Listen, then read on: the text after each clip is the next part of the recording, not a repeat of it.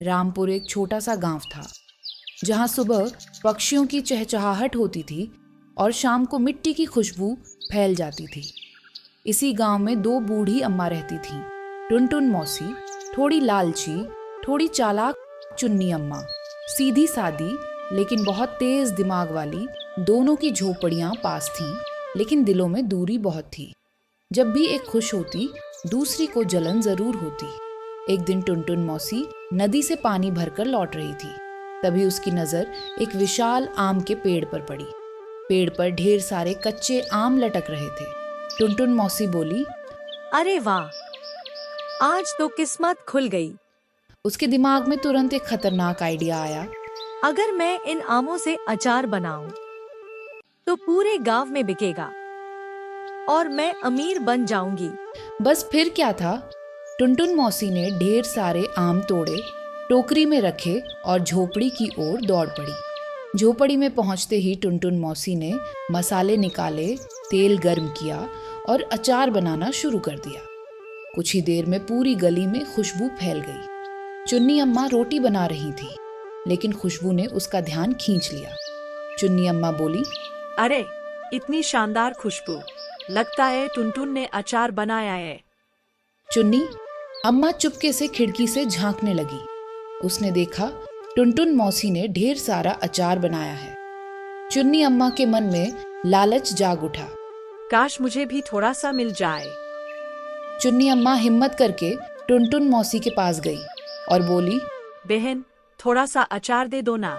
लेकिन टुनटुन मौसी का दिल पत्थर का था।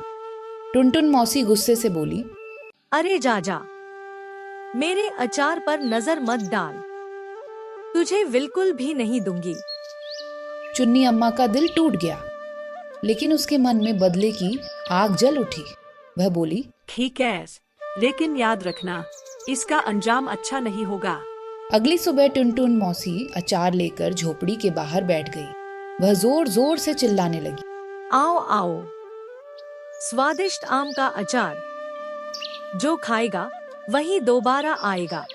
पहले आया मटका, फिर एक, फिर दो, फिर पूरा गांव। कुछ ही देर में टुनटुन मौसी के पास लंबी लाइन लग गई। अब कहानी में तीसरा किरदार आता है, हरिया हलवाई। हरिया बोला, अरे, मेरे समोसे कौन खरीदेगा अगर सब अचार खाने चले गए। हरिया के दिल में जलन की आग भड़क उठी। इस बुढ़िया को सबक सिखाना ही पड़ेगा। उधर चुन्नी अम्मा भी चुप नहीं बैठी थी।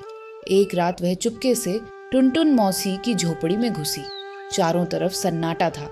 टुनटुन मौसी गहरी नींद में सो रही थी। चुन्नी अम्मा ने धीरे से पूरा मिर्ची का डिब्बा अचार में डाल दिया और बिना आवाज किए वहां से चली गई।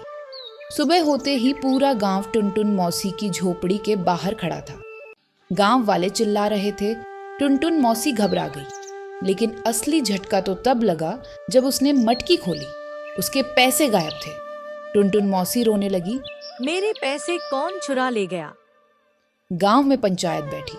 मुखिया बोला, चुन्नी अम्मा, अगर तुम निर्दोष हो तो चोर को ढूंढो। चुन्नी अम्मा डर गई, लेकिन उसका दिमाग बहुत तेज था। उसने सोचा, चोर जरूर फिर आएगा। चुन्नी अम्मा फिर से आम लेकर आई। उसने टुनटुन मौसी से कहा, चोर जरूर फिर आएगा। उस रात टुनटुन मौसी ने पैसे अपने पल्लू में बांध लिए। रात के अंधेरे में एक परछाई झोपड़ी में घुसी। धीरे धीरे वह मटका की ओर बढ़ी। जैसे ही उसने पैसे उठाए, टुनटुन मौसी चिल्लाई, चोर, चोर। गांव वाले दौड़ पड़े और जब चोर का चेहरा सामने आया तो सब चौंक गए। वह हरिया हलवाई था। हरिया रोने लगा, मैंने जलन में चोरी की। सब लोग समझ गए चुन्नी अम्मा निर्दोष थी। टुनटुन मौसी बोली, बहन, मुझे माफ कर दो। दोनों अम्मा गले मिल गईं और गांव वालों ने सीखा, जलन बुरी चीज है, लालच नुकसान करता है, सच हमेशा जीतता है। और दोस्तों, उस दिन के बाद रामपुर गांव में टुनटुन मौसी और चुन्नी अम्मा दोनों मिलकर अचार बेचने लगी और हरिया हलवाई ने कसम खाई, अब कभी चोरी नहीं करूंगा। तो दोस्तों, आपको यह कहानी कैसी लगी? अगर अच्छी लगी हो तो इसे लाइक और शेयर ज़रूर करना।